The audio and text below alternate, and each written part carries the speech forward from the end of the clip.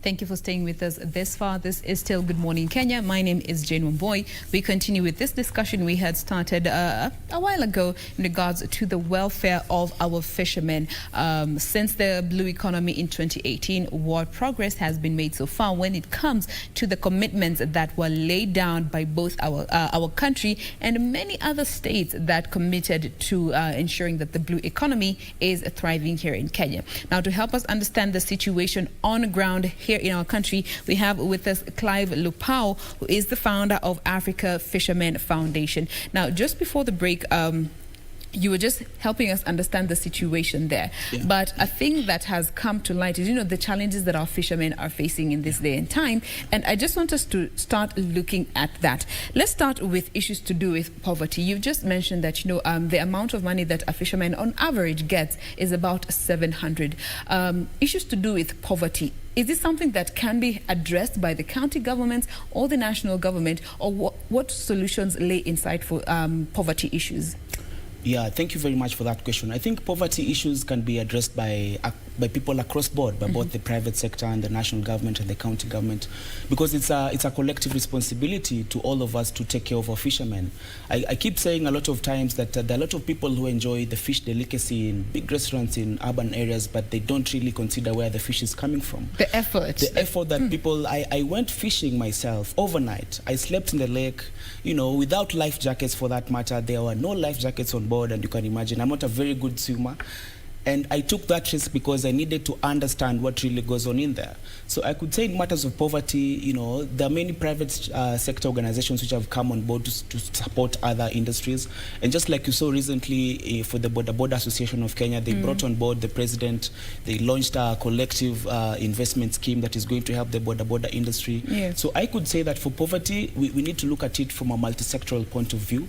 And I believe that the government can put in measures to ensure that the average fisherman is not disenfranchised by the middlemen, the people who come in between and jeopardize the prices of fish, Because on the ground, the fish that they get from the lake is very cheap. It's very cheap, just like any other commodity that you get fresh from the source. It's very cheap. The fisherman is the one who does the most of the work, but the owner, adds a price on it, takes it to the transporting company, adds a price on it. By the time it gets to the urban areas, it's very expensive. But the fisherman on the ground really is getting nothing out of it. Now, going back to the conference in 2018, one of the commitments that were made was in regards to putting up a blue economy fund. Yeah. So clearly from the state of things, it is something that is yet to be implemented? That's right. I haven't heard of the blue economy fund as at yet.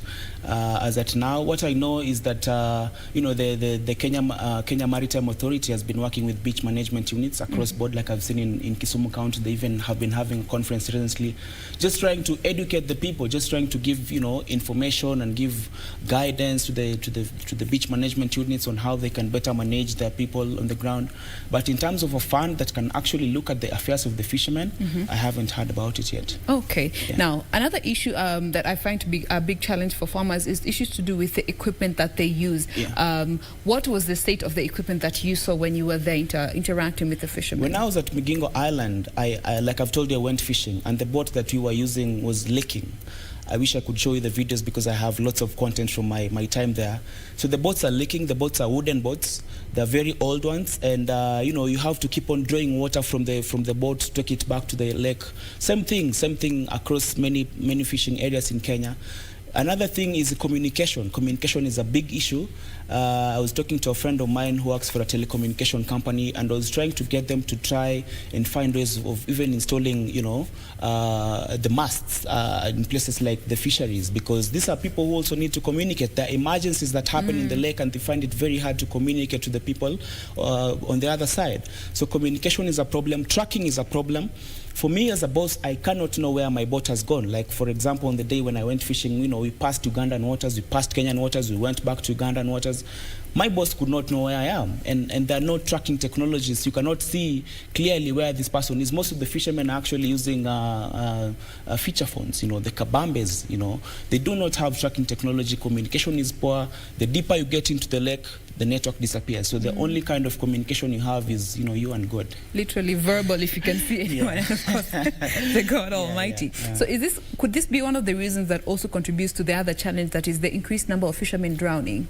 That's right, because because, emergency response goes hand in hand with communication. The moment there's an emergency at sea or in the lake, the first thing that a fisherman needs to do is to communicate, to raise alarm. And how can you raise alarm when there's no communication? How can you raise alarm when the boat you're using cannot even be tracked? Actually, the boats they're using actually just painted maybe green colors, red colors, depending on the owner's preferences. But I can't really say they're also they cannot be spotted from afar. So you'll find that in the lake, there's a very high chance that you can drown and nobody will ever discover, unless maybe your boat raises an alarm after 3 days, someone so-and-so has not been seen. And even the search and rescue operation takes weeks. When I was there on 8th of August, by that time, 3 fishermen had already drowned and they were still looking for them. Just that month alone, by the 8th of August, 3 fishermen had already died. So I could say that in terms of innovation, because innovation is one of the key factors that was discussed at the Blue Economy Conference, it's something that we need to look into. I've seen the Kenya National Institute, the Kenya National Innovation Agency, which is now taking shape under the leadership of Dr. Tony Omwansa, who's actually my lecturer at the university. And I would like to work with him in terms of even bringing along the innovation hubs, especially in the lakeside region and also the coastal areas, to look into technology that can assist our fishermen to be able to live better lives and carry out their business in a better way. Now, from what you're telling me, issues to do with safety are clearly wanting, and that brings in this whole conversation of life jackets, which I know is a campaign that you are on to just try and bring in quality life jackets. But before we get to that particular campaign that you are on, why don't the fishermen that you interacted with have life jackets as a necessity when they are going into the waters? What are some of the reasons that they gave you? One of the reasons they gave is that the locally available life jackets are very poor quality.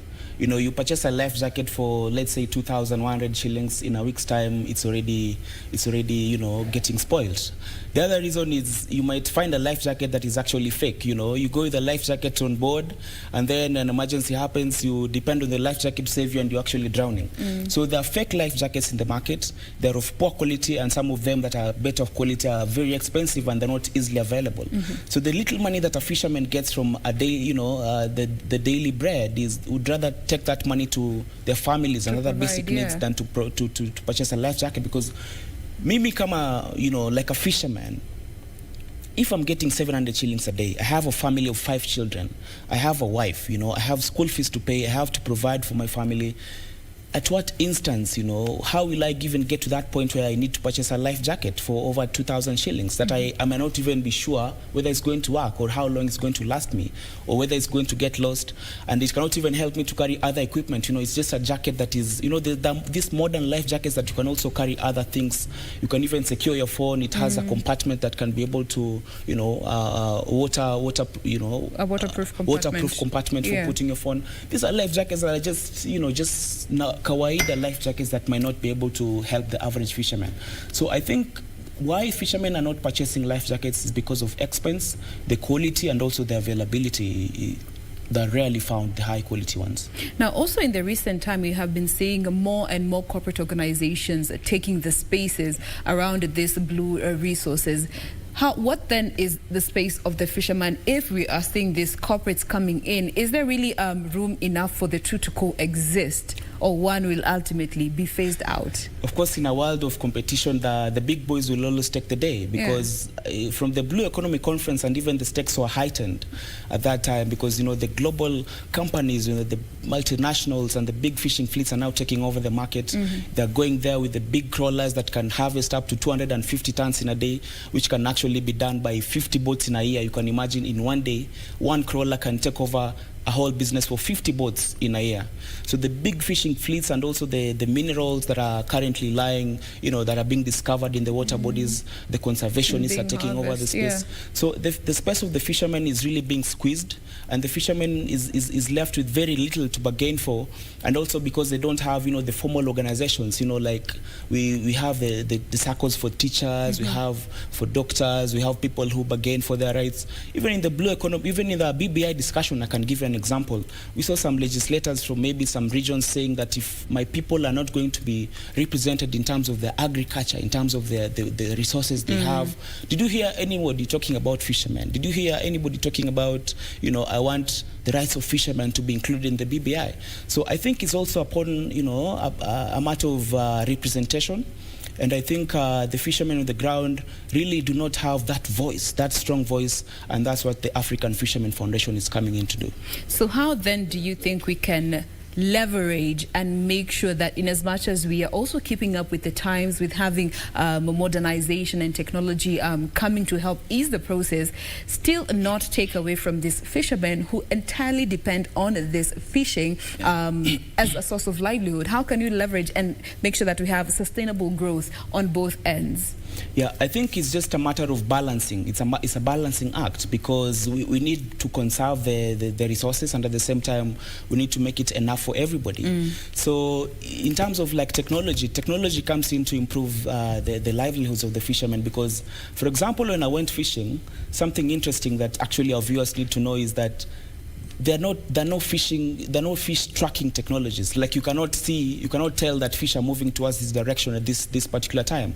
So that time in August, there was very little fish in Lake Victoria, and we could only manage 15 kilograms of fish. But do you know, that is like after an whole over 12 hours of waiting, you know, laying your nets at 5 p.m. and waiting until 3 a.m. in the morning and start pulling the net. So it's just in kama bahati nasibu. You just wait that, as you keep pulling the nets, you'll find fish. So if we bring in technologies that can be able to, inform the fishermen that fish are moving towards this direction at this particular time of the year, it's going to improve their productivity. So save on their time and efforts. So I really don't think that technology and, the blue economy discussion, I really don't think that is going to disenfranchise the fishermen. As long as they're on the table, they're going to negotiate for their space. Absolutely. Yeah. But one may be watching and wondering, okay, if we are having all this new technology coming with organization, what then is the role of the fisherman at the end of the day? Shouldn't just these companies integrate them and just make them part of this company and move on with them?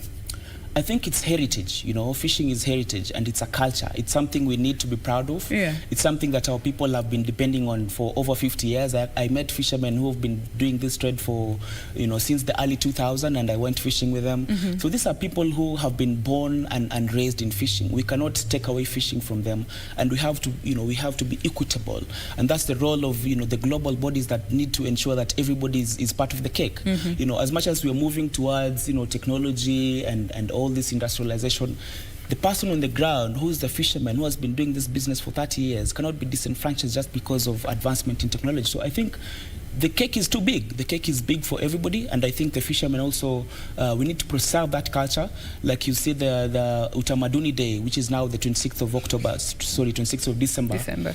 Is a day to celebrate our culture, is a day to celebrate our heritage. And I think, being an African and being the fisherman that you are, our Great Lakes and our oceans is something that we need to preserve as Africans. And it can even earn us, huge revenue in terms of tourism, in terms of film content. Like I'm sure you've seen a number of international or big Hollywood films that have been, cast in the waters. I believe and I know that Africans can also make huge revenue from just filming content that has been made in the Great Lakes. We don't need to lose ourselves in the hype that is modernization and technology. True, that's right. All right. Now, at the end of the day, issues to do with sustainable growth and inclusivity take center stage when it comes to either corporates or fishermen. Comes in the county government. How can they ensure that, in as much as we're looking to develop the county by attracting all these investors who come in and take in the place of the fishermen, they're also protecting that space of the fishermen and helping them grow by the day? Yeah, I think county governments have a huge responsibility, because there are actually a few counties which have, water resources. Yeah, the blue resources. Yeah, like Turkana County, for example, Kisumu County, Homa Bay County, they need to come together and set up structures to protect the fishermen, because this is part of their demographic, and this is part of the people who voted for them, and also expect resources to go to them. Like infrastructure is very poor.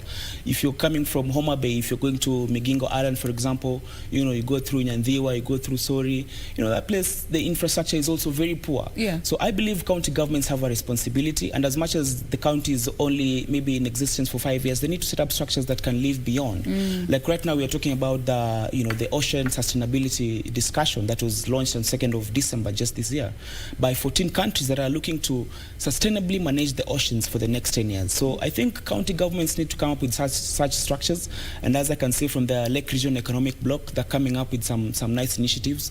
But I believe that the fisherman has not yet been really put on the table properly. Now, so I think more can be done.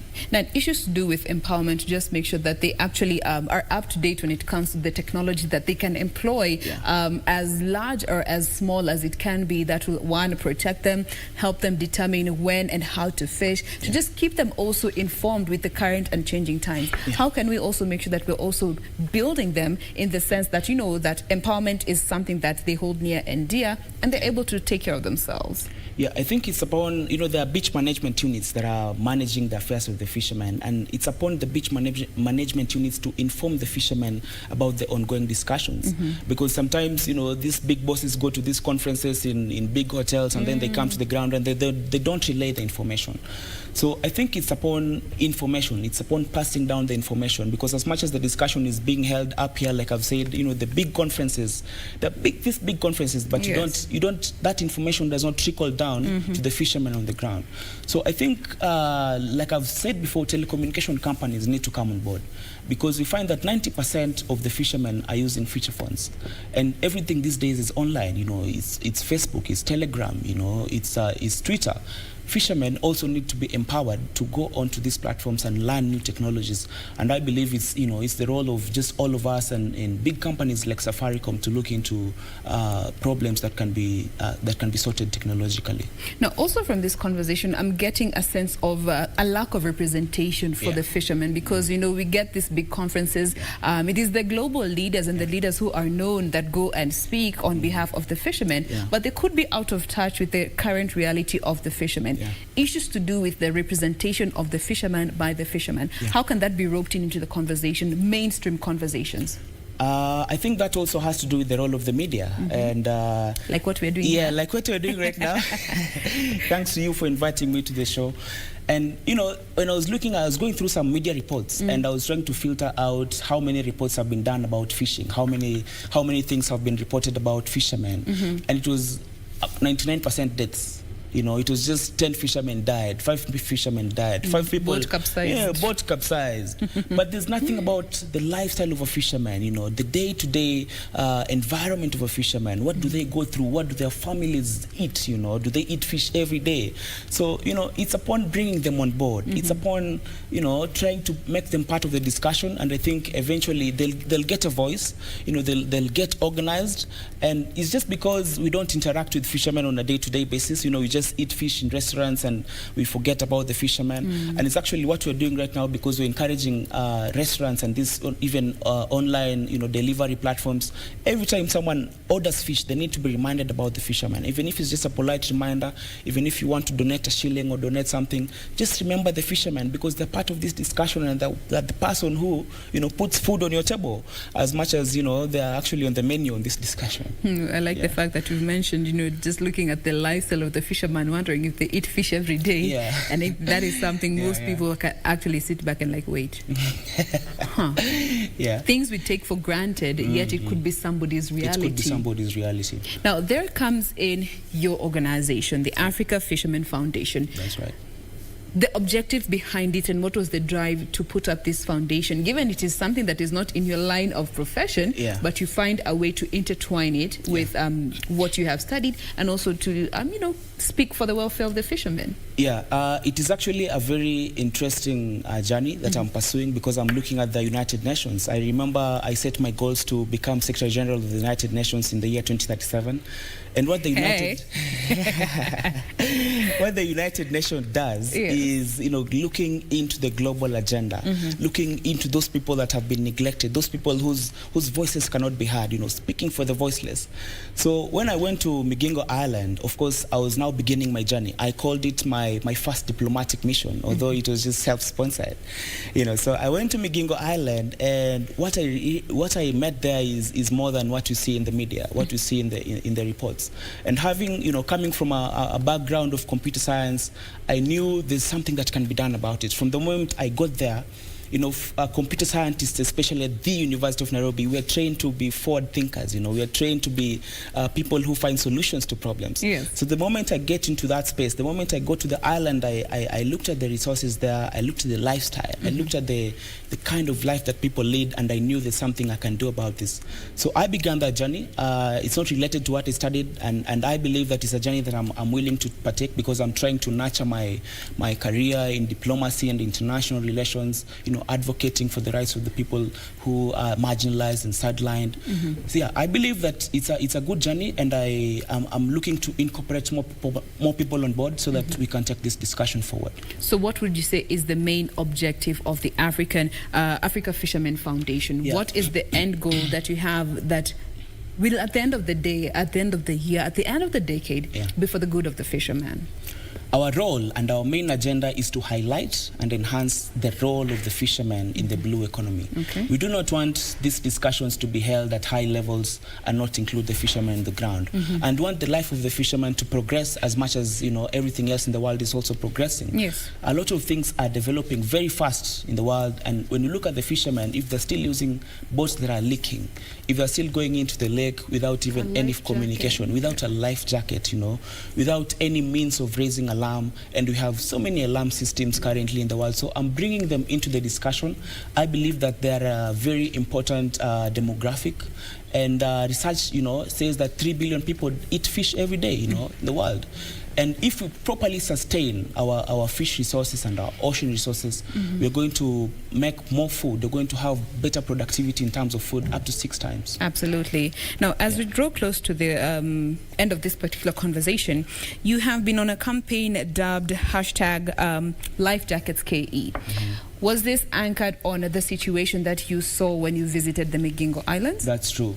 So when I visited Migingo Island, like I said, so many deaths happening, Very few are reported. Let's say maybe over 10. Let's say when the deaths, 10 people and more, that's when they get to the media. And having seen what is actually happening on the ground, having seen the challenges, I decided to start a campaign that I believe is going to drive this discussion forward from where we left off in 2018 to purchase life jackets for the Kenyan fishermen, especially in Lake Victoria, because they produce over 90% of our fish in Kenya. So they don't have life jackets, and my campaign is looking to purchase life jackets for them, high quality life jackets. We've been running the campaign for close to 3 weeks now, and I believe that we can be able to raise 5 million shillings by end of February 2021. And by that time, when you get to that level, you're going to supply all these jackets, and they're going to put the fishermen on the platform. Now, for somebody who may be watching us this morning and they want to be part of this cause, just even if it's support 10 fishermen with a life jacket, which will go a long way in just helping them be safer on their daily, how can they be part of this in terms of even understanding the figures, because you could be saying, I want to take your 5 fishermen. What are the figures, and how do I go about it? So we are currently running the crowdfunding on an online crowdfunding platform called Mchanga. Mchanga is a local company that does crowdfunding campaigns. And we have a pay bill number. The pay bill number is 891300, and the account number is 43771. So they can always donate something to that pay bill number. We are looking for restaurants. We're looking to enlist hotels that are willing to, hang our cards or hang our call to action messages on their spaces, just to inform the consumer that there's a great deal. There's a ideal need to take care of the fishermen on the ground. Yes. And anybody who wishes to support our initiative can get in touch with us through email africafisherman@gmail.com, or they can get in touch through our phone numbers 0729209419. Get in touch with us. Tell us, would you like to support us in which way? Because fishermen need more than life jackets. That's the thing that we need to understand, the different forms of assistance, even if it doesn't come in the form of finances or an actual life jacket. What other aspects and forms of assistance are welcome? Other forms of assistance include first aid kits. Like I also went to Mayungu village in Malindi. they have so many injuries that they incur whenever they go fishing. So we are in dire need of first aid kits. They don't even know how to use the first aid kits in the first place. So information could also be a form of help? Information could be a form of help, but it needs to get to the ground. Yeah, volunteers to go and... Okay. It just doesn't need to be happen on platforms like this. It needs to go to the ground. We need financing even in terms of movement. We are planning to have even exchange programs, because we realize that the fishermen in coastal areas, they are very good swimmers. They know how to take care of their lives. They know how to rescue themselves in terms of emergency. But back then in Lake Victoria, it's a different case. It's a different story. Most of them are not good swimmers. So I think we're also looking at exchange programs. If there are people out there who can facilitate that kind of training, just to take a number of fishermen, like 100 fishermen, through very serious training in terms of life saving. Like I saw the ministry advertised the other day, but I don't think they have, gotten in touch with the applicants yet. So we're looking at all forms of assistance, even in terms of gloves. The fishermen, when you're pulling the nets are they're very hard, and they scratch your hands. My hands were, all forms of injuries on your hands. We're looking for gloves. We're looking for, fishing equipment in terms of the gear, the wear that you put on, especially in coastal areas. The water is very salty. It affects your skin. If you look at the skin of a fisherman, I don't think you want to look at it twice. Now, I have one question here by Kalisi, who's asking, how much does a good quality life jacket cost in terms of the figures that you have come up with? You had mentioned a 5 million target that you had. Yeah. Like, when it comes to the cost of one quality life jacket that you're hoping to bring, what are the figures? I was doing some shopping on Amazon, because I believe that Amazon is one of the global platforms with high quality items. A good life jacket can range between 5,000 shillings to 7,000 shillings. Okay. Yeah, it can go higher, but I believe 5,000 shillings is the range amount. That we're... Yeah, but we're welcoming donations from as low as 50 shillings, 100 shillings. Donate anything, because we believe this campaign, the more we donate, the more we give, however small it is, it goes a long way in contributing to this journey. As we close, your message to our viewers this morning and your call to action, very briefly, looking at just supporting the welfare of the fishermen in our Kenyan spaces. Yeah, so the Africa Fisherman Foundation is calling upon you, the Kenyan consumer of fish, to remember that every time you consume fish, remember the fishermen on the ground who toiled the whole night, slept in the cold, risked their own lives to drown, just to get that fish out of the water for you to enjoy that meal. And we're encouraging you to donate to the Africa Fisherman Foundation to purchase life jackets for these fishermen who are dying day in, day out. I believe that this initiative will go a long way in empowering our fishermen. Just like any other informal sector, we need to put them on a discussion, because the blue economy discussion is taking traction in the world over. But the Kenyan fishermen are disenfranchised. Fishermen across Africa, across the world, actually need to be part of this discussion. So join us across all our social media platforms at Africa Fisherman Foundation. Contribute to our initiative by donating to our paybill number 891300, account number 43771, from as low as any amount that you can afford. And I believe that at the end of the day, this discussion is really going to go far. Absolutely. I love the passion and drive that you have behind this. So you can check them out on social media, get to understand the different ways that you can be part of the conversation and part of the help that is needed. Just make sure that the welfare of our fishermen is not compromised. Thank you very much. Thank you so much. We have been speaking with Clive Lupao, who is the founder of Africa Fisherman Foundation. We wish you the absolute best as you continue on with this journey and your 2037. 2037. We hope that they do come to life, and you'll be back here to tell us how that will be. Yeah. Now, we are done with this conversation, but Good Morning Kenya is not yet over. Do stay with us. We take a breather. We'll be right back.